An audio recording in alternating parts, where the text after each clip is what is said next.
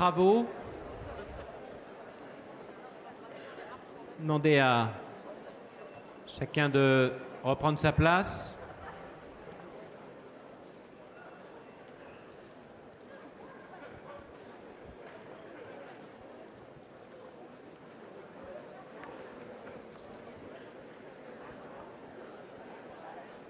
Donc nous allons, comme convenu, laisser tout de suite la parole à Jean-Yves Barrère qui va se présenter et à qui on a demandé aussi d'apporter un point de vue, une réflexion, une analyse sur, à partir de cette thématique de la diversification des services, autour de dépasser l'espace de l'institution pour rejoindre le temps de l'usager. Il va avoir une petite heure pour son intervention et après, comme convenu, nous garderons une demi-heure avant de nous séparer pour déjeuner.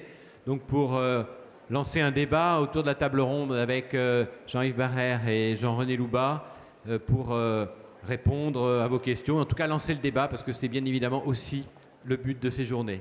Monsieur Barrère, c'est à vous. Merci. Bonjour à tout le monde. Puis merci de m'accueillir. Alors, je n'occupe pas la même place que Jean-René Louba, donc forcément, nous avons des analyses qui vont parfois se croiser. Je suis directeur du CREAI Île-de-France et responsable des études et recherches à l'ANCREAI et aussi directeur du CEDIAS, qui est une grande institution et sociologue de formation. Alors, d'entrée, pour faire le lien, et sous forme de boutade, bien entendu, le cadre posé par Jean-René Louba, je crois, est tout à fait pertinent. Il y a, c'est ce que je lui disais tout à l'heure, donc je peux le redire maintenant et ça ouvrira le débat, il y a un concept avec lequel je suis en désaccord, c'est celui de concentration des opérateurs. Concentration des opérateurs.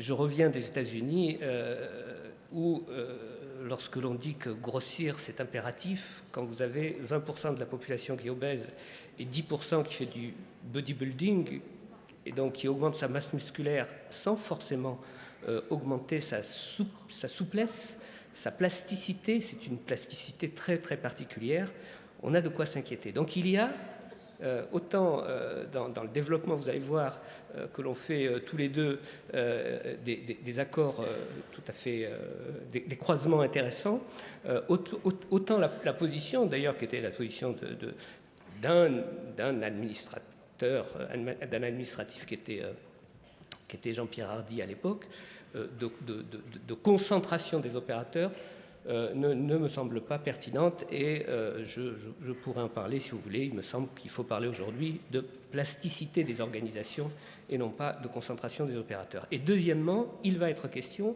dans cette intervention d'une mise en interrogation de ce que sont les opérateurs. Parce que ce qui importe n'est pas tant de savoir si ceux qui sont chargés d'une action d'une action collective dédiée de la société pour intervenir sur la société. Ce qui importe, ce n'est pas tant de savoir quel est le statut juridique, ni même quelles sont les formes d'organisation des opérateurs, mais de réinterroger cette notion d'opérateur. Je crois que c'est dans ce cadre-là que je vais placer mon intervention, si ça fait bien marcher. Donc mon propos concerne le dépassement obligé des secteurs d'intervention et la remise en cause de la notion d'opérateur. Je pense qu'aujourd'hui, il faut dépasser la notion de protection de l'enfance telle qu'elle est constituée à partir d'institutions et de secteurs bien déterminés et que une des opérations, un des signes distinctifs, ce sont ce que vous appelez les uns et les autres les situations complexes. Voilà. Alors donc, il faut que je crois que j'appuie sur ces... Voilà, très bien. Bon, je vais passer assez rapidement sur ce que vous connaissez tous, c'est-à-dire sur le fait que la protection de l'enfance repose sur la prévention de la maltraitance, la veille sur les situations dites préoccupantes, l'accompagnement de situations dites vulnérables, dans ce cas-là, au regard de l'article 375, et l'accueil plus ou moins temporaire dans des structures spécialisées. C'est cette protection de l'enfance-là, et je crois que je me retrouve avec Jean-René Louba, qui aujourd'hui a atteint ses limites et qu'il faut, me semble-t-il, dépasser. Pour se mettre en œuvre, la protection de l'enfance dispose depuis son origine de 2 modes d'intervention principaux. Voilà. D'une part, ce qu'on appelle la mesure préconisée par l'inspecteur de l'enfance ou imposée par le juge, et d'autre part des institutions spécialisées, protection matérielle, institutions spécialisées de droit commun ou spécifiques à un secteur d'intervention, que ce soit la PMI, les CNPP, les foyers de l'enfance, les MEX, et aussi du côté de l'assurance maladie, des ITEP, et les ITEP et la pédopsychiatrie. Or, ces 2 outils fondamentaux que sont la mesure d'une part et d'autre part les institutions spécialisées atteignent leurs limites et il me semble, ça sera l'hypothèse que je ferai, que la mesure s'use entre le temps administratif et judiciaire et le temps des usagers. Alors, quand je dis dans le titre qu'il faut rejoindre le temps des usagers, il faut que je m'explique là-dessus. Agir sur les temporalités, c'est bien une dimension connue des travailleurs sociaux, tout à fait importante. Il est apprendre à un enfant ou un adolescent à maîtriser ou à accorder ses pulsions ou ses agirs immédiats aux temps sociaux est une des conditions de l'inclusion sociale. C'est un des fondamentaux de l'action éducative en tant que telle. Mais rejoindre le temps de l'usager, ce n'est donc pas adopter le temps de l'usager, mais le reconnaître pour pouvoir l'interroger avec le jeune, avec la personne, etc. Mais encore faut-il que le dispositif de travail social permette de rejoindre ce temps de l'usager, et il me semble, c'est l'hypothèse que je fais, que les institutions qui sont chacune définies par leur mission propre ne permettent pas cela parce qu'elles sont à la fois toutes nécessaires mais insuffisantes à traiter notamment les situations complexes que j'appelle plutôt moi les situations indisciplinées qui ravinent ces institutions de l'intérieur. Alors, je vais être obligé de me tourner légèrement là-dessus pour... voilà. D'abord, effectivement, la loi de 2007, qui a été construite par l'ensemble des acteurs, enfin, ça n'a pas été un décret, c'était vraiment une loi qui a été partagée par tous, apporte un certain nombre de solutions et rénove le cadre de la protection de l'enfance avec l'évaluation des situations préoccupantes, les observatoires départementaux, les projets de l'enfance, la souplesse même des accueils. Et les gestionnaires actuellement, c'est-à-dire les opérateurs d'aujourd'hui, expliquent notamment que les accueils séquentiels voulus par la loi sont très difficiles à introduire, tout simplement parce qu'il y a des logiques organisationnelles et des logiques de tarification qui les empêchent, puisque vous savez, le sacro-saint taux d'occupation fait que pour gérer une institution aujourd'hui, il faut qu'il y ait un accord entre les places financées et les places occupées. Donc déjà, même dans la loi de 2007, il y a des propositions qui sont difficiles à appliquer. Elles sont difficiles à appliquer parce que, me semble-t-il, le cadre n'a pas été réinterrogé et à mon avis, c'est ce cadre-là qu'il faut transformer. Donc il y a il y a une sorte de leitmotiv qui est, à mon sens, relativement vain, qui vient répondre à ces difficultés à mettre en place la loi 2007, qui est le partenariat. Alors ça, s'il y a quelque chose qui me casse les pieds, c'est cette notion un peu bateau de partenariat, parce qu'elle ne remet pas en cause, encore une fois, qui sont les opérateurs. Elle demande simplement aux opérateurs de venir passer convention entre eux pour pouvoir faire un travail commun, mais sans changer ni les modes d'organisation, ni les modes de tarification, ni même parfois d'accorder les territoires d'intervention qui, comme vous le savez, sont différents entre la santé mentale, la pédopsychiatrie dans la santé mentale, mais aussi le Conseil général et l'organisation du secteur d'action sociale. Donc, on ne change pas profondément cela. Si je fais un constat, puisque le réseau des créailles, bien sûr, accompagne beaucoup de schémas enfance-famille et de schémas de protection de l'enfance. Alors, parfois ça s'appelle schéma enfance-famille, parfois schéma protection de l'enfance, parfois même schéma de l'aide sociale à l'enfance. Donc déjà, il y a une sorte d'ambiguïté sur le champ que recouvrent ces politiques. Mais ce qu'on s'aperçoit de manière commune quand on fait cette analyse-là. J'avais d'ailleurs proposé à l'ONED de faire une analyse comparée des schémas enfance-famille. Je crois que c'est urgent et il me semble que l'ONED est en train de le mettre en place. Et nous avons commencé au niveau du réseau ANCREAI. Et ce qui apparaît fort, c'est d'une part qu'aujourd'hui, il y a moins de placements, mais il y a autant de mesures, si ce n'est plus, que deuxièmement, il y a une méconnaissance du parcours des personnes. Je reviendrai sur la proposition de Jean-René Loubat. Troisièmement, il y a un retard des mesures et un problème de disponibilité des personnels. Et il faut savoir, par exemple, que si tout à l'heure on a annoncé qu'il y avait une parité parfaite homme-femme à l'intérieur de cette salle, ce n'est pas la réalité de tous les jours dans le secteur social et notamment en ce qui concerne les jeunes en grande difficulté, où vous avez une féminisation qui de fait amène et normalement et heureusement bien entendu des arrêts maternité plus souvent, qui font que le manque d'hommes fait qu'il y a aujourd'hui plus de difficultés à mobiliser les professionnels pour mettre en place les mesures édictées soit par un inspecteur de l'enfance, soit par un juge pour enfants. Troisième constat, le partenariat avec la pédopsychiatrie qui repose sur des volontés individuelles, avec une sorte de dissociation sur le territoire des volontés et surtout des décisions, des enjeux et des stratégies, qui fait que parfois on peut travailler, parfois on ne peut pas, comme si cela revenait à des actions et à des volontés individuelles.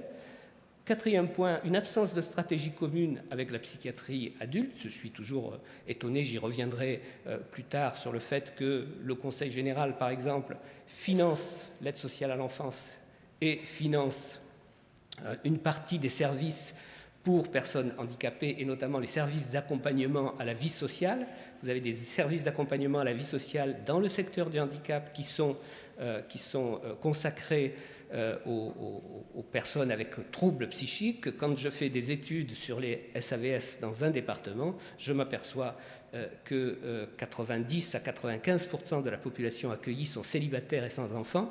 Et quand je fais des études sur des schémas enfance-famille, les gens me disent que quand on fait une analyse des situations, entre 15 et 18% au minimum des situations renvoient à des troubles psychiques des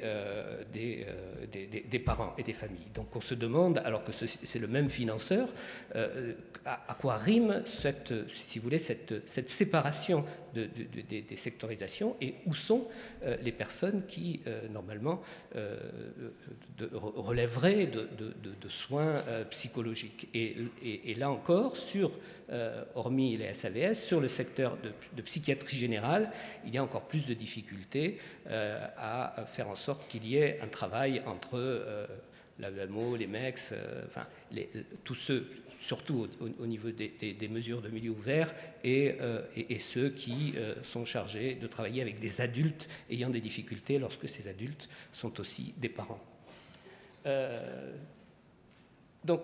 Et puis la montée des situations complexes, je vais y revenir puisque c'est en rapport avec les études que j'ai menées. Donc depuis peu, bien sûr, depuis la loi 2007, mais depuis peu sur le terrain, sont pris en compte aussi et sont constatés que la parole des parents, le rôle et la place des parents est tout à fait essentiel, et notamment que ce sont des acteurs de fait qui devraient faire alliance au minimum avec les professionnels de l'action sociale dans le cadre de la stratégie globale d'intervention.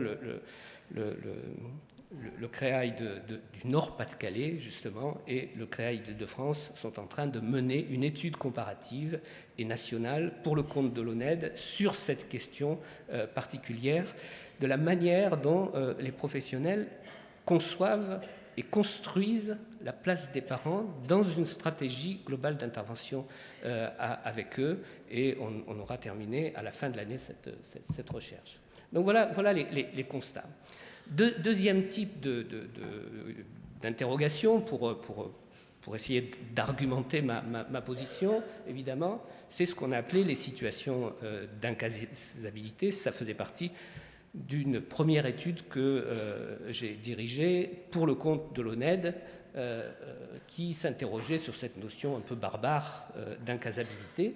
Et l'argumentation sur cette recherche, qui s'appelle Une souffrance maltraitée, était: est-ce que ces situations, qu'est-ce qu'ils représentent d'abord, c'est ce qu'on voulait savoir, et est-ce que ces situations sont des anomalies ou est-ce que ce sont des premiers signes des limites d'un dispositif d'éducation et de protection de l'enfance, parce que vous aurez remarqué que s'il y a beaucoup d'éducateurs dans les MEX et en AEMO par exemple, la notion d'éducation n'est pas reprise par la définition du secteur, qui repose d'abord sur la notion de protection. Alors, quelques éléments, on se va passer assez vite sur cette étude-là. L'incasable, bien sûr, aucune base scientifique ne définit ce mot, si ce n'est un usage courant. Et surtout, c'est ce qu'on appelle une logique de place, donc une logique d'espace, hein, c'est-à-dire c'est la case qui est une logique d'espace. Nous avons fait un recensement exhaustif sur 2 départements d'Île-de-France. J'ai fait ensuite une autre étude sur un autre département qui a confirmé les chiffres que nous avions trouvés. Et nous sommes partis de ce que les professionnels définissaient comme des situations d'incasabilité à un moment T, en mobilisant tous les professionnels, des professionnels de l'ASE, les professionnels évidemment des maisons d'enfants à caractère social, mais aussi les ITEP et la pédopsychiatrie. C'est une recherche exhaustive qui est solide scientifiquement, telle que l'a confirmé le conseil scientifique qui l'a expertisé. Donc qu'est-ce qu'on s'aperçoit? On s'aperçoit que sur une population, vous savez que la population protection de l'enfance, c'est à peu près 20 pour 1000 de la population des enfants de moins de 18 ans en population française. 19,6 pour 1000, je crois. Sur cette population aide sociale à l'enfance, la prévalence des situations complexes est de 2,5. Vous voyez, la 42 situations pour une population de 1800 enfants accueillis à l'ASE, donc 2,5%. C'est à la fois très peu, en fait, et à la fois, on s'aperçoit que ce très peu de situations en flux, hein, c'est-à-dire en photographie à un moment donné, il y a autour de 2,5% de cette population ASE qui est, selon les professionnels, en situation complexe, en situation de difficultés multiples, voilà, on peut les appeler de toutes les manières que l'on veut, et c'est beaucoup lorsque on analyse ce que coûte en temps, en force de travail et en argent ces situations particulières. Et donc c'est cette interrogation qui nous avait alerté sur le dispositif. Donc on voit à peu près quelques caractéristiques de ces enfants.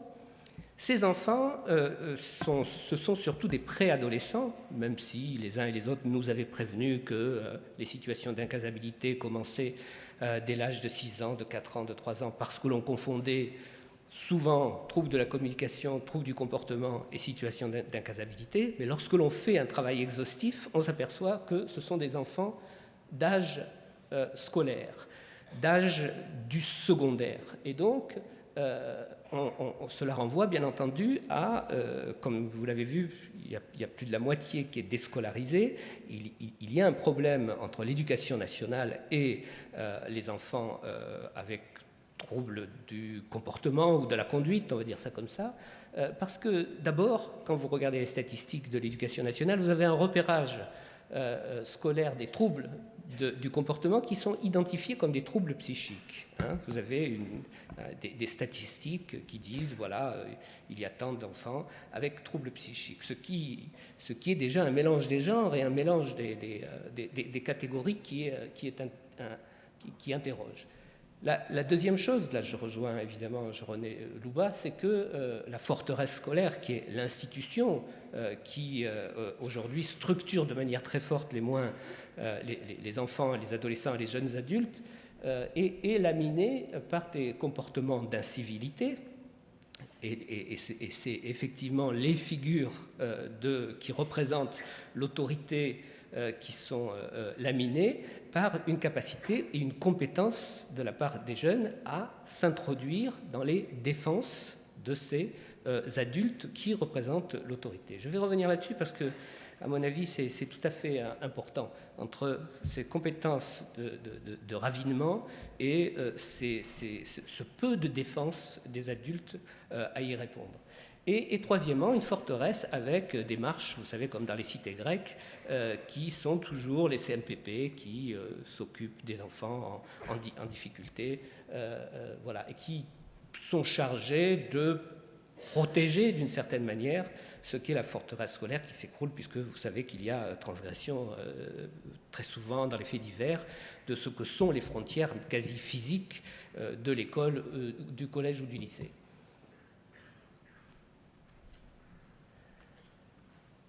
Toujours sur le cadre scolaire, un cadre scolaire qui est structuré par les conduites. Ce que j'appelle structuré par les conduites, c'est que si l'école unique telle qu'elle est faite, l'école unique, c'est-à-dire une école pour tous, le même programme, etc., s'il y a une chose qu'elle ne supporte pas et sur laquelle elle est dépassée, c'est par les troubles de la conduite. Ce que je dis souvent, c'est qu'à l'école, on préfère accueillir un élève polyhandicapé ou autiste qui reste au fond de la classe plutôt qu'un élève valide qui est perturbant et qui attaque directement la figure de l'autorité et de celui qui éduque et qui enseigne. On s'aperçoit que le recul notamment et l'abandon parfois même des RASET, des réseaux pour les enfants en difficulté, c'est rajouté d'une certaine manière au processus d'exclusion ou de sortie du système vers les ITEP, les MEX, des unités d'enseignement externalisées, si vous voulez, tout cela allant à l'encontre évidemment des lois 2000, mais on s'aperçoit donc que le cadre scolaire est quand même encore et toujours structuré par les conduites. Toujours sur quelques éléments concernant ces jeunes dits incasables, la moitié des jeunes relèvent de la MDPH, de la maison départementale des personnes handicapées, souvent pour être orientés vers un ITEP, mais la plupart sont accueillis en foyer de l'enfance d'abord et ensuite en maison d'enfants à caractère social, tant qu'ils n'ont pas mis le feu, tant qu'ils n'ont pas créé ce qu'on appelle des clashs particuliers qui les font se faire expulser. Et surtout, la moitié relèverait, ont déjà été hospitalisés au moins une fois en hôpital spécialisé, bien sûr, dans leur vie. Donc on s'aperçoit qu'il s'agit d'une population tout à fait particulière que l'on retrouve dans l'ensemble du dispositif, mais qui commence à avoir une silhouette ou une figure qui nous paraissait intéressante. Bon, je vais passer sur les manifestations liées à cette population, sachant que dans l'enquête, c'est l'article du Monde qui était paru le repérait, les enfants avaient connu entre 3 et 25 lieux d'accueil dans leur temps d'accueil en protection de l'enfance et dans l'ensemble des dispositifs. Et ce qui marquait les ruptures de l'hébergement, bien, on s'en doute, ce sont les comportements agressifs, les fugues, les violences, les menaces, les délits, etc. Ça, je passe très vite parce que ce n'est pas tant sur ça que je voudrais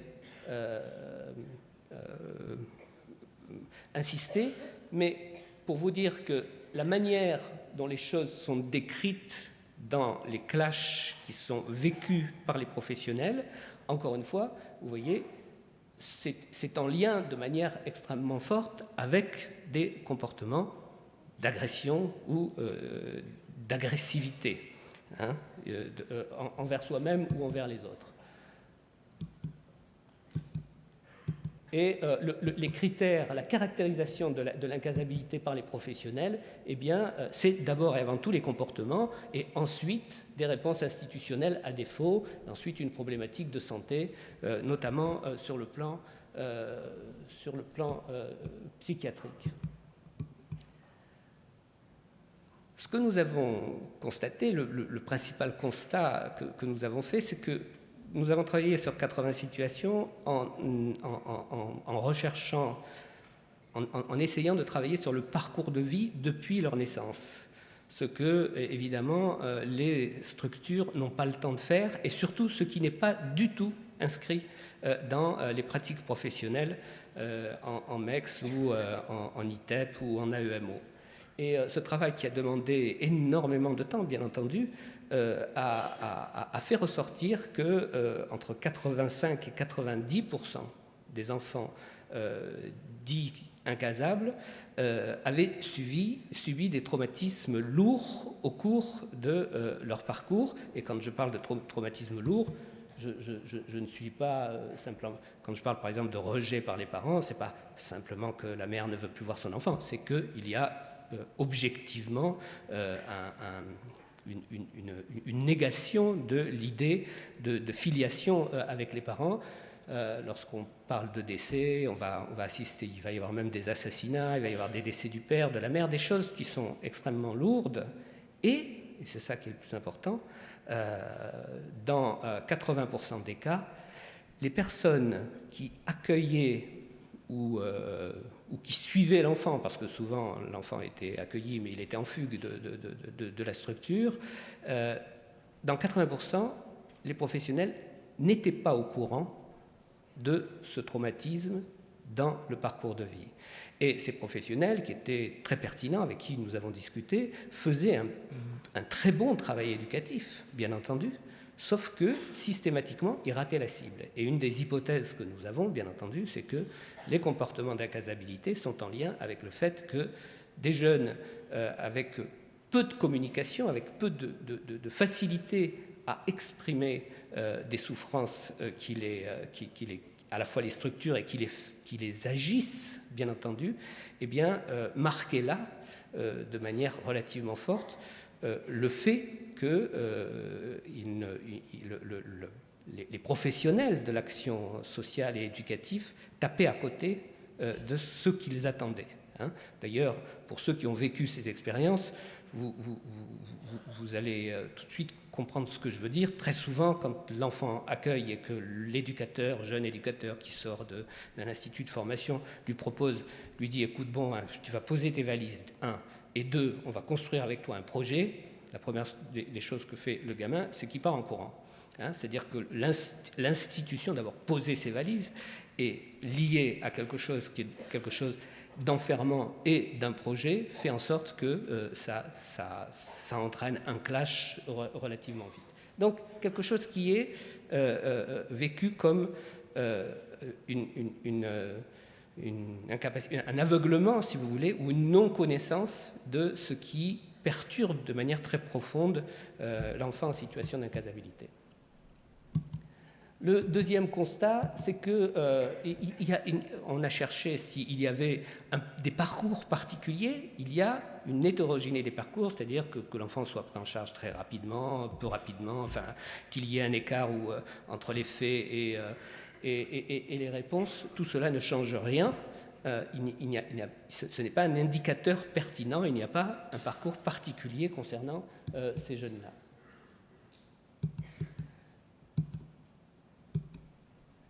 Bon, troisièmement, ce que nous avons repéré aussi, bien sûr, c'est le fait que s'il y avait une particularité dans ces jeunes à difficultés multiples qui se manifestaient au niveau du secondaire, elle se traduisait dans toutes les trajectoires de manière relativement commune, puisque nous avions à chaque fois des premières difficultés qui étaient repérées, une prise en charge, un accueil, un suivi AEMO le plus souvent et ensuite un placement, et que pendant un certain nombre de temps, de mois, voire d'années, l'accueil se faisait de manière tout à fait normale, on va dire, sans qu'il y ait d'événements particuliers, et qu'à un moment donné, il y avait peut-être un événement déclencheur qui, au moment de la préadolescence, faisait en sorte que les choses ressurgissaient d'une certaine manière, et l'hypothèse était que l'événement traumatique n'étant pas posé depuis un certain nombre d'années, le moment de la préadolescence ou de l'adolescence, bien sûr,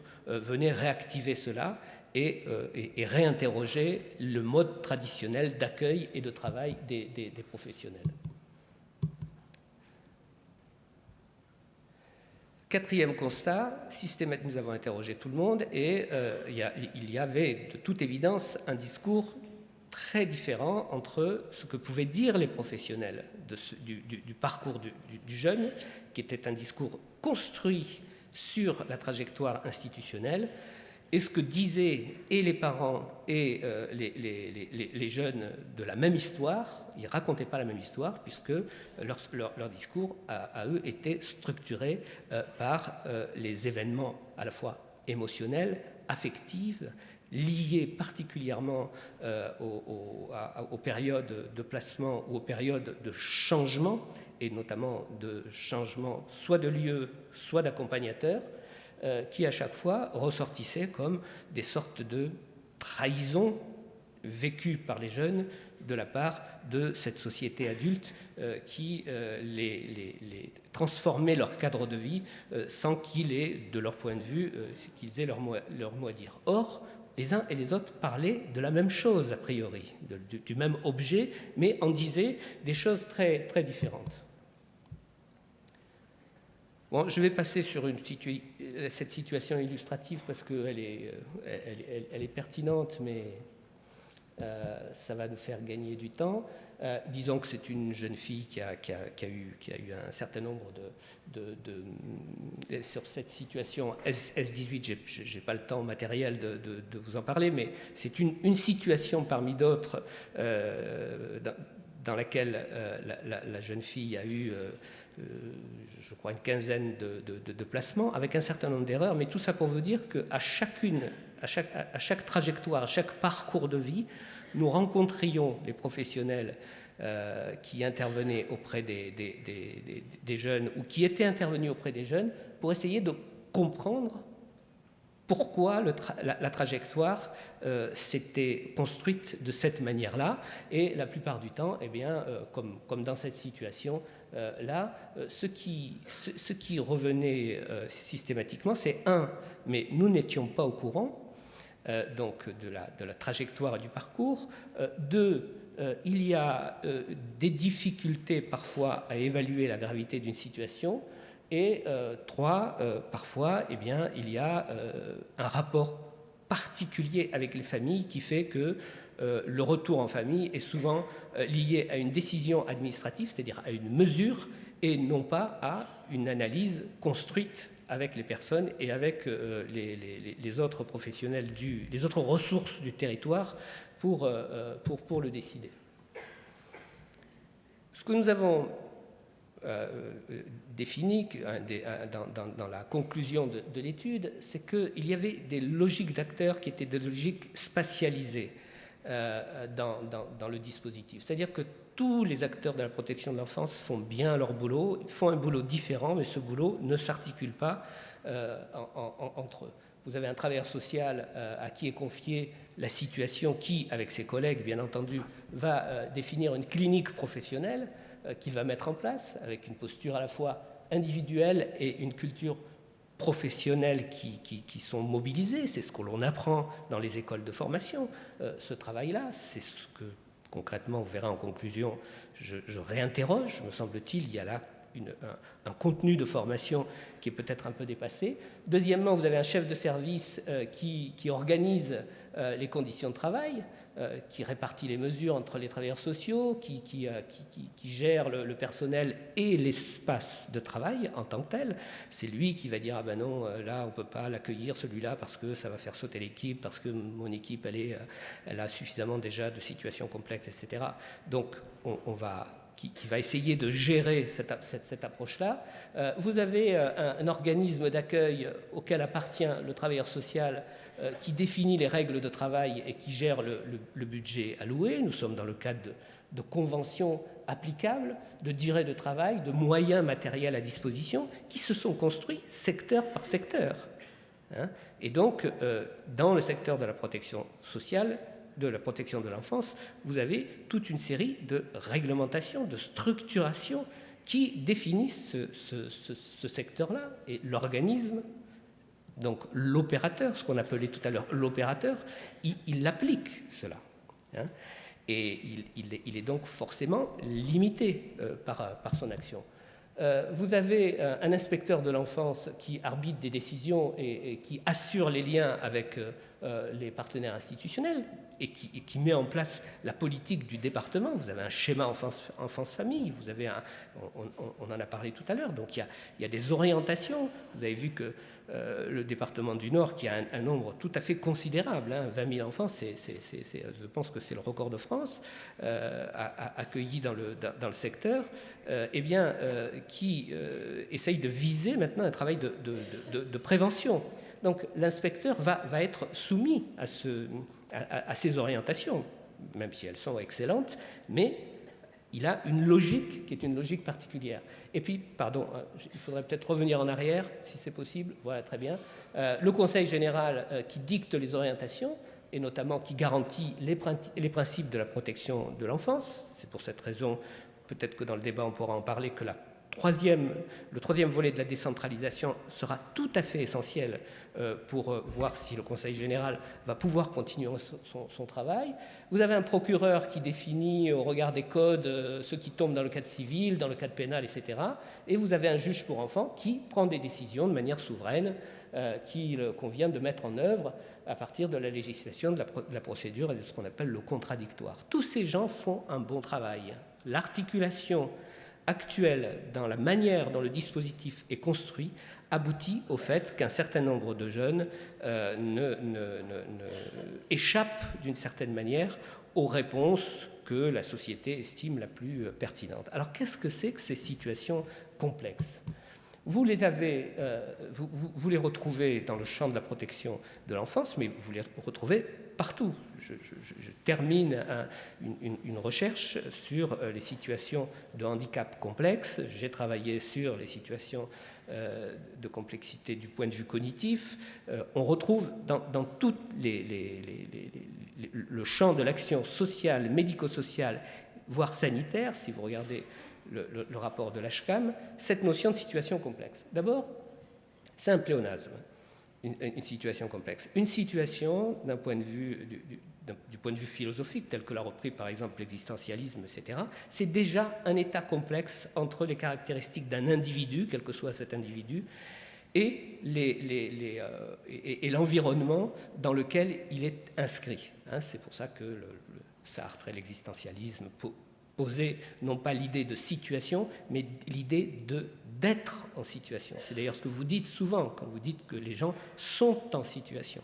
Donc il ne faut pas réduire la situation au non, mais l'inscrire dans une construction de phrase qui est le fait d'être en situation, d'un être là à un moment donné. Et c'est déjà un état complexe. Alors une situation complexe, ça voudrait dire un état complexe, donc ça ne veut rien dire. Ce qui est intéressant, c'est de voir d'où vient le mot situation. Si vous prenez l'analyse historique de la notion, au départ, au XIVe siècle, on utilisait la notion de situation pour repérer la position des étoiles dans le ciel.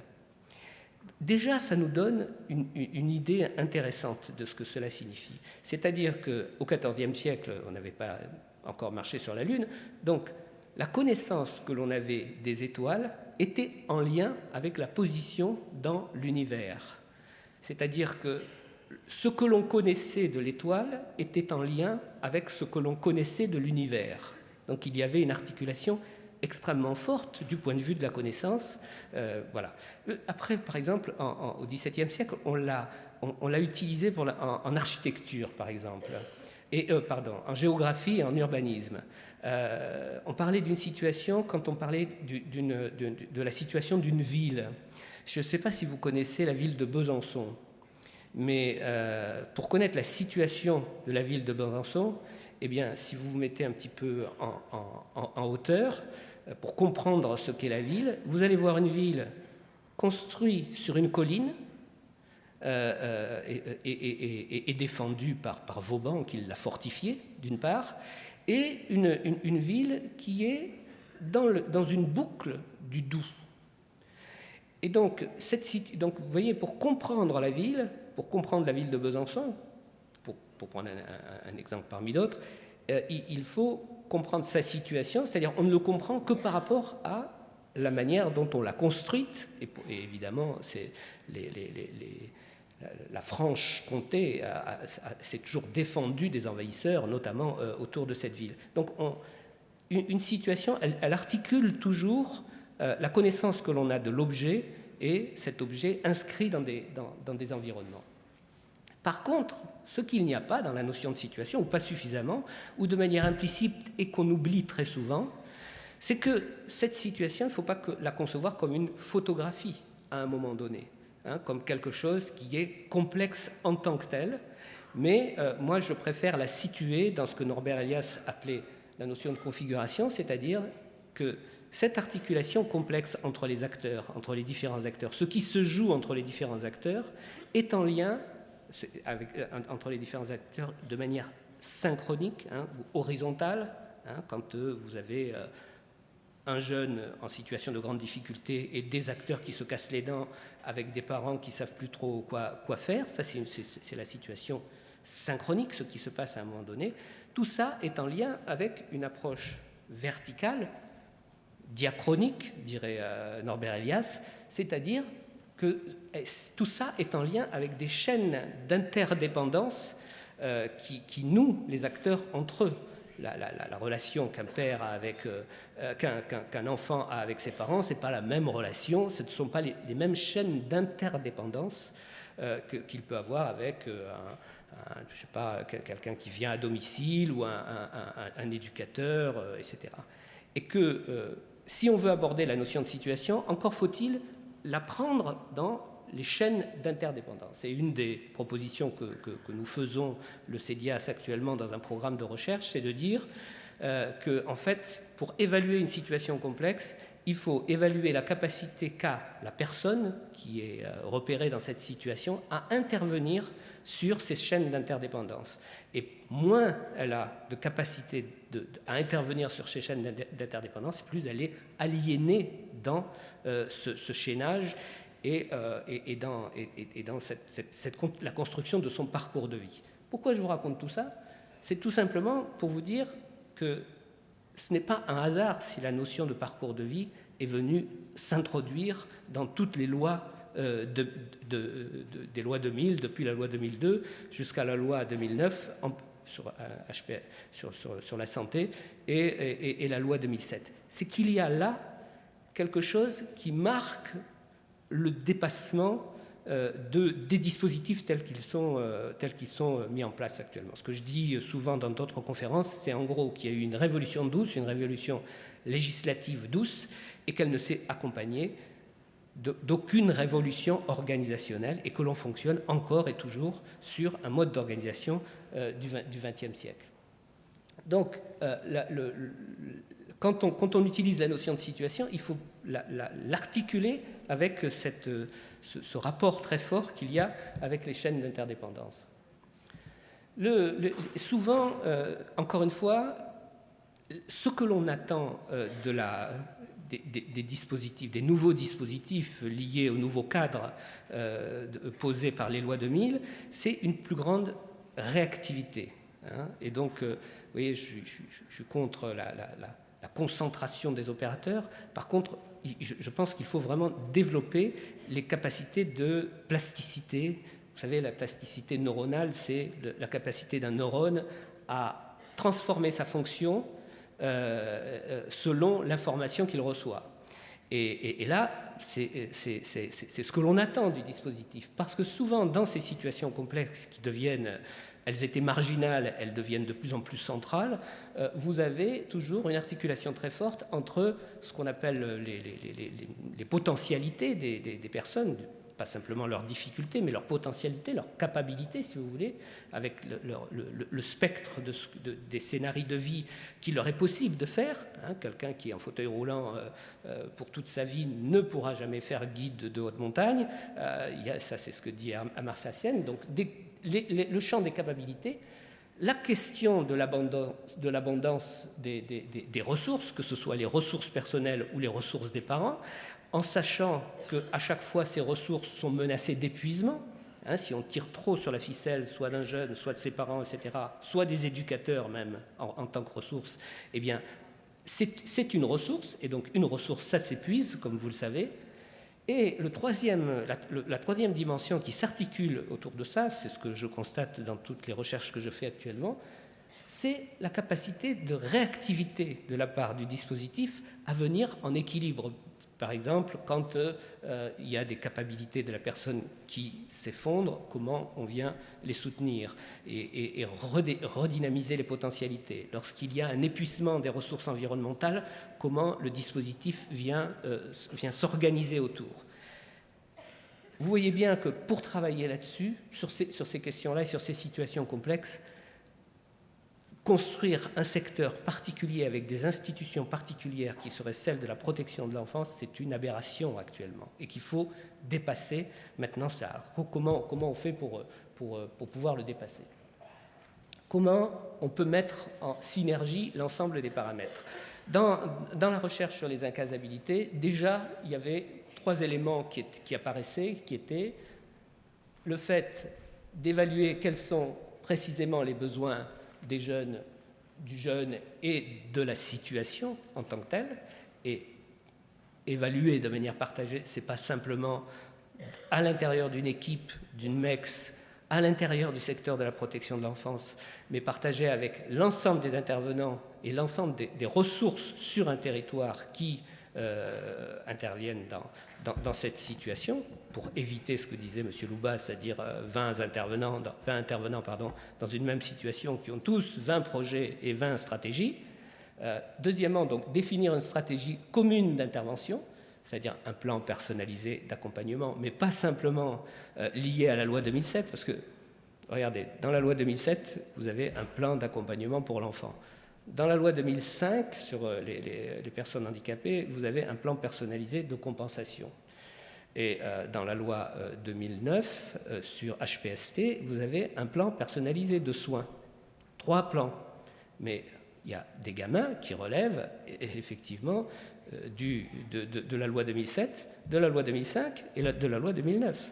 Et vous avez déjà 3 projets. Donc il y a déjà une incohérence des lois et il faudrait faire une loi globale qui, j'espère, sera mise en place par la ministre de la Santé. Et mettre donc en place une stratégie d'intervention. Donc, tout cela renvoie de toute façon à une cohérence des lois 2000. La loi 2007, elle a les mêmes principes architectoniques que toutes les lois qui ont été votées en 2000. L'objet, c'est la situation de vulnérabilité, hein, c'est cette notion de situation de vulnérabilité. L'objet des politiques sociales, l'objet des organisations sociales, c'est le droit et la parole des usagers qui, aujourd'hui, est réinterrogé petit à petit par le secteur de la protection de l'enfance, mais avec quand même grande difficulté. L'objet des praticiens concerne le parcours de vie. Bon, on pourra discuter avec M. Louba sur la notion de coaching. Je ne suis pas complètement en accord, mais justement, ça pourrait être une discussion intéressante. Mais au moins, ce que je peux dire, moi, c'est que l'objet des praticiens, aujourd'hui, ça sera le parcours de vie. Qui englobe le parcours de soins, parcours voilà, etc. Et l'objet de leur coordination, tout à l'heure on a beaucoup parlé de coordination, mais qu'est-ce que ça veut dire une coordination si ça reste lié à une convention entre établissements, c'est-à-dire entre opérateurs? vous le savez bien, il y a des tas de structures sociales qui passent des conventions avec des hôpitaux psychiatriques ou du secteur psychiatrique. Ça marche que tant que ça marche, quoi, hein. Ça marche s'il y a de la place, par exemple, c'est-à-dire pour qu'un enfant passe de l'un à l'autre ou une personne passe de l'un à l'autre. Il y a des tas de conditions restrictives à la convention qui font que cette convention est parfois, même souvent, une convention qui ne sert pas à grand-chose dans la réalité. Par contre, si on parle d'un plan, d'une stratégie globale d'intervention partagée, par l'ensemble des intervenants, et pas simplement secteur par secteur, voire loi par loi, comme les Français ont toujours fait, eh bien, on ne va pas y arriver. Donc, ce que je veux dire, c'est que la protection de l'enfance, aujourd'hui, elle est verrouillée par les mesures.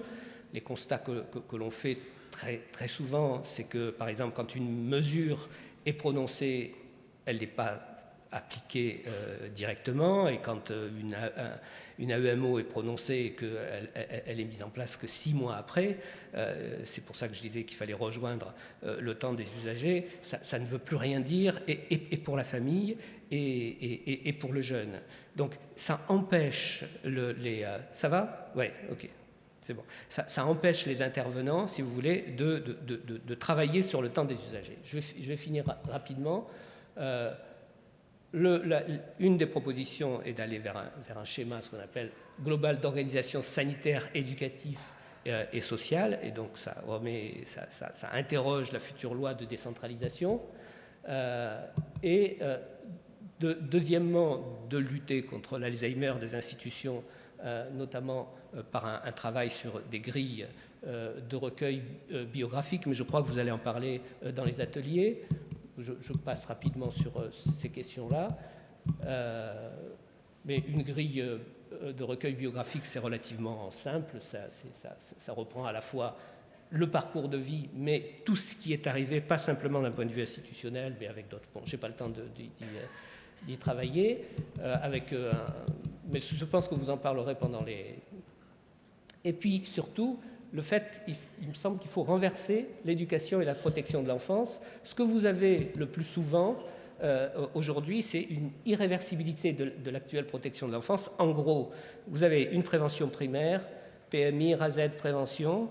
Quand ça ne marche pas, il y a un sentiment d'échec. Quand il y a un sentiment d'échec, on passe à une mesure éducative, AED, AEMO renforcé. Quand il y a un sentiment d'échec, eh bien, on passe à un placement, comme si le placement était le dernier bout de la chaîne et était surtout quelque chose qui est allé vers le pire d'une certaine manière. Et ce que l'on propose, c'est une approche d'un modèle complexe dans lequel on peut parfois proposer un placement provisoire, séquentiel, directement, et qu'elle vienne, que le placement peut être compris comme un travail de prévention primaire et parfois la prévention spécialisée intervenir dans le placement. Bon, je ne peux pas commenter cela, ça c'est l'ensemble des conditions d'une autre protection de l'enfance, mais je remettrai cela. Voilà. Et puis, ce que nous faisons actuellement, ce sont des formations-actions, mais encore une fois, sur les situations complexes, mais encore une fois, vous allez en parler dans les ateliers. Voilà, comme ça, je finis. Merci pour votre patience.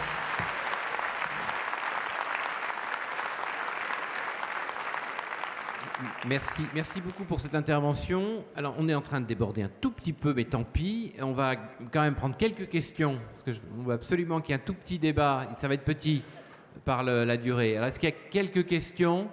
On se donne quelques minutes quand même pour l'échange avant de se séparer pour déjeuner. Ce qu'il y a par rapport à l'intervention de Jean Néolouba et celle de... Ah, il y a une dame là-bas qui fait des grands gestes.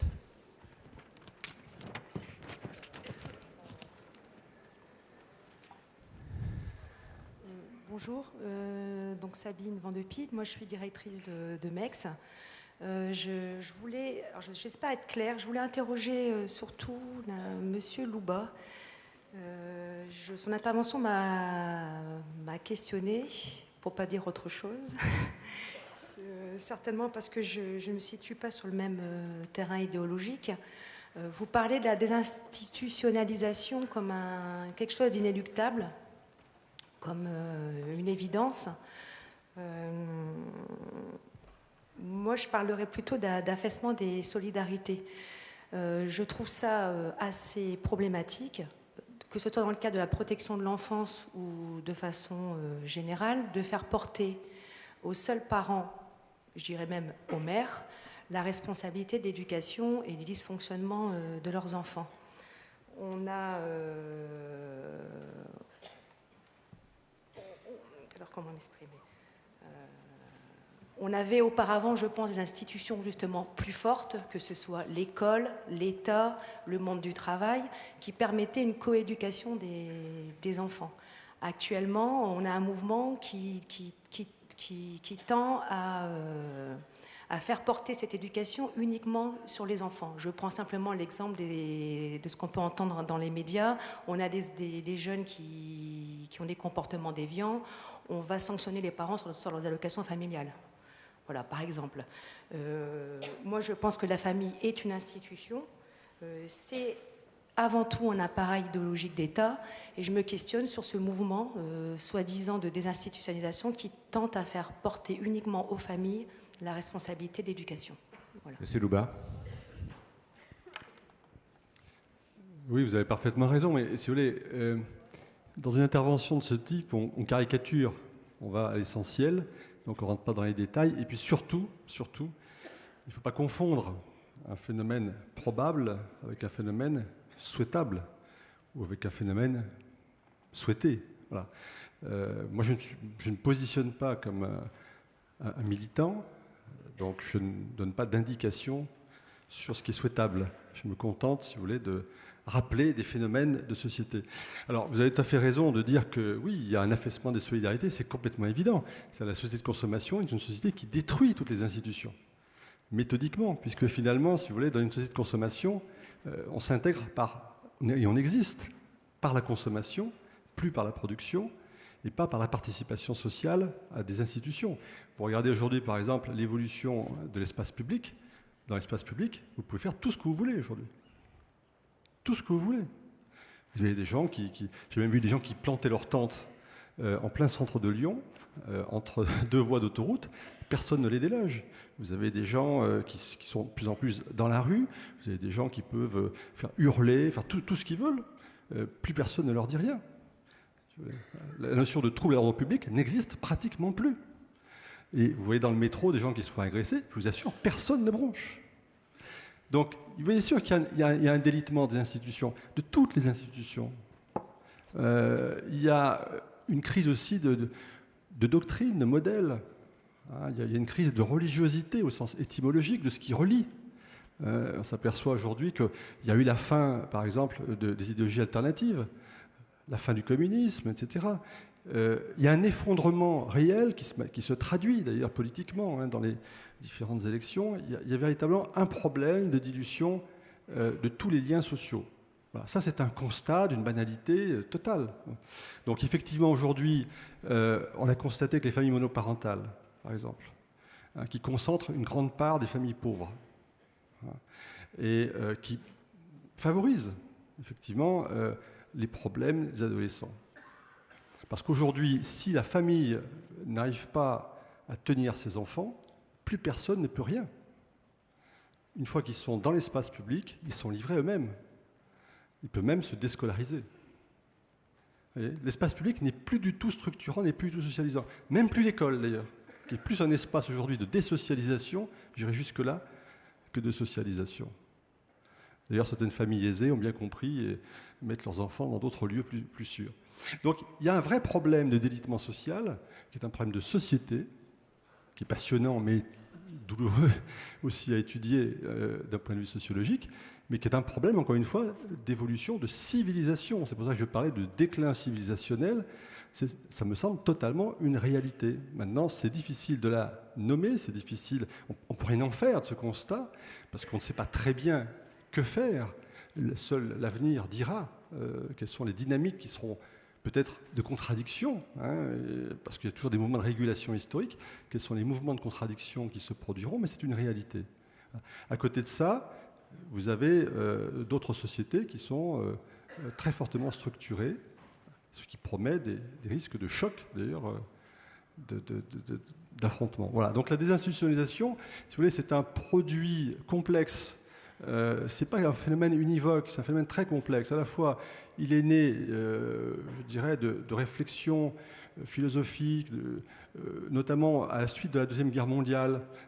Si on prend quelqu'un comme Thomas Szasz aux États-Unis, le père de l'antipsychiatrie, par exemple, c'est un réfugié hongrois, juif, qui a fui les persécutions nazies. Donc il y a eu une très forte condamnation à la suite des camps de concentration de tous les modèles institutionnels totalitaires. Il y a eu une sensibilisation à ça. Et donc ça, on peut dire que ça a plutôt été une bonne chose, de s'apercevoir que beaucoup d'institutions pouvaient être totalitaires, en fait, sans en avoir l'air, et même avec des intentions affichées totalement contraires. Mais la désinstitutionnalisation n'est pas que ça. Ce n'est pas qu'un mouvement moral, c'est aussi un mouvement impulsé par un modèle économique, impulsé par une évolution sociétale.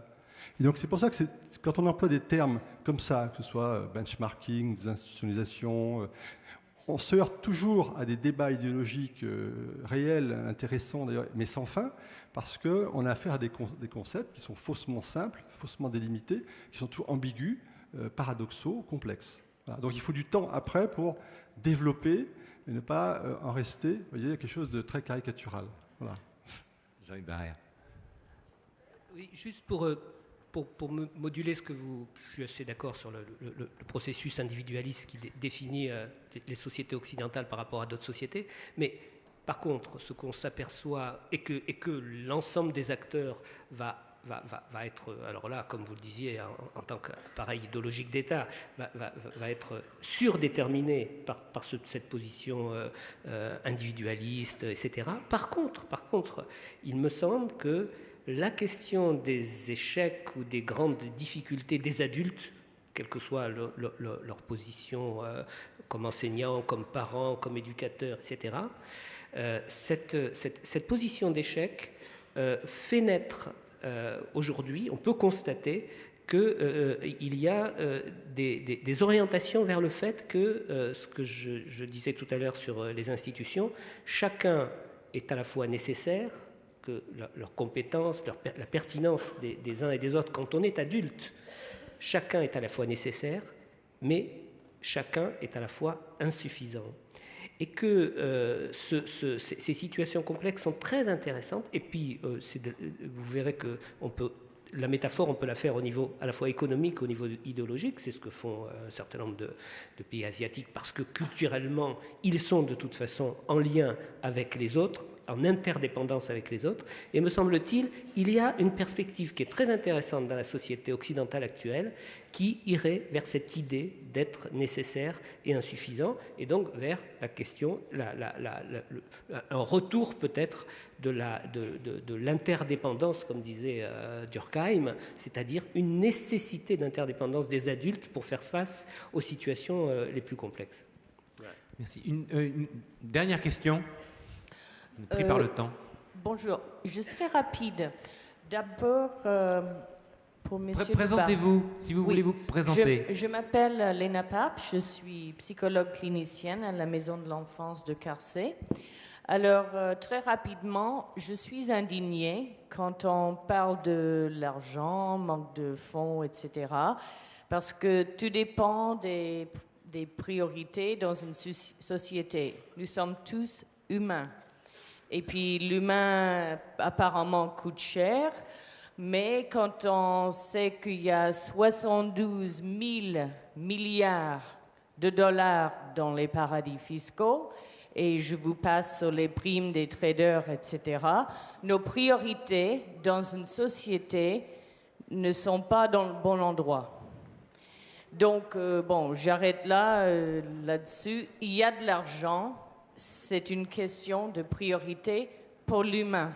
Nous sommes humains et nous sommes en train de nous tuer avec ces questions d'avarice, entre autres. Deuxièmement, merci. Je ne suis pas la seule à penser la même chose. Quant à l'autorité qui s'effondre, l'effritement dans notre société, dans notre réflexion de comment nous allons accueillir les jeunes dans les MEX, mais autrement, il faudrait tenir compte de la loi symbolique. Et s'il y a effritement, c'est parce qu'aussi qu'il y a la loi paternelle, la loi symbolique, comment on veut la nommer. C'est ça qui se perd et c'est ça qui fait éclater les familles, les enfants, etc. Donc il faut garder ça en tête dans nos réflexions pour comment on va accueillir et restructurer. S'il y a déstructuration, il y a bien, à cause de ce morcellement, et ce que vous décrivez, on va vers une psychotisation de plus en plus grave dans notre société. Voilà deux commentaires. Merci. On va arrêter là pour ce matin. Alors, je simplement, avant que vous ne partiez, merci. Avant que vous ne partiez déjeuner, rappelez simplement le nom des ateliers pour que ce soit plus facile pour se retrouver à partir de 14h dans les différents ateliers. Toute la signalétique va être placée à l'entrée du palais. Alors, je rappelle que l'atelier 1 est en salle Liège. Faut que vous preniez note de ça. L'atelier 2 est en salle Artois. L'atelier 3 en salle Rotterdam. L'atelier 4 en salle Liège. Et il y a deux séparations dans la salle Liège. L'atelier 5 en salle Féderbe et l'atelier 6 en salle Charles de Gaulle. L'atelier 7 a lieu ici. Voilà, bon appétit, on se retrouve dans les ateliers et à 17h. Merci à vous.